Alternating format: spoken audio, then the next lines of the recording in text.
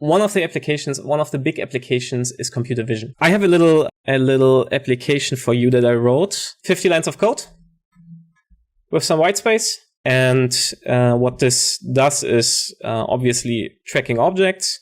I coded some objects that it can track. Obviously detects me. It detects one of the plants in the background. And yeah, if I hold in like an apple or something, or I don't know, like a bottle.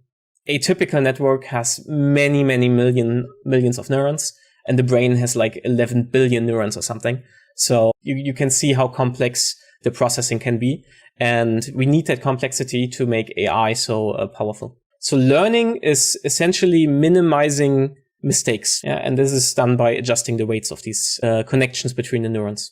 And I like to call this skiing down the slope. What the idea is, imagine you stand, on a mountain, on the Alps, and you want to get to the deepest point of this. And to do this in the best way or in the fastest way, you hopefully take, the steepest slope. And this is called, the skiing down the slope of the loss function is called gradient descent. Bye-bye.